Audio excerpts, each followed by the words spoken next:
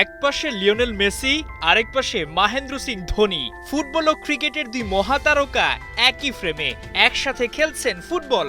এরকম দৃশ্যের কখনো কল্পনা করেছেন, যেখানে মেসি জাগলিং করতে করতে পাস দিচ্ছেন ধোনিকে, মাহিও নিজের ফুটবল স্কিল দেখাচ্ছেন আকর্ষণীয়ভাবে।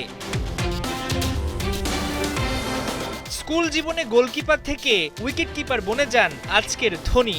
ক্রিকেটে জয় করেন বিশ্বকাপ। লোকমনে কৌতূহল, প্রশ্ন, ধোনি যদি ক্রিকেট না খেলে ফুটবল খেলতেন তবে কি এতটা জনপ্রিয়তা পেতেন?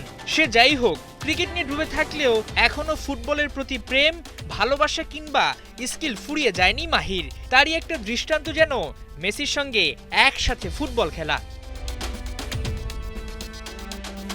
না, এই দৃশ্য ঠিক দুজনের সাক্ষাতে নয়, একটি পণ্যের বিজ্ঞাপনের অংশ বিশেষ মাত্র।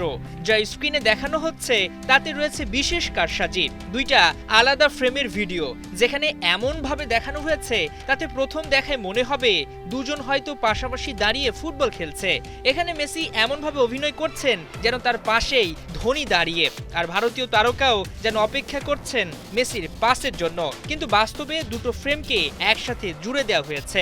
সে যাই হোক, দুই মহাতারকার এমন দৃশ্য নিশ্চিতভাবে ফ্যানদের খানিকটা আনন্দ দিয়েছে। তবে এডিট করে হোক বা কারসাজি, দুই তারকাকে একসাথে দেখতে পাওয়া দারুণ ব্যাপারই বটে।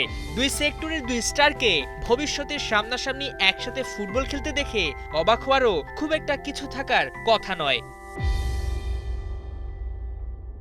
হাসান সজীব, ৭১।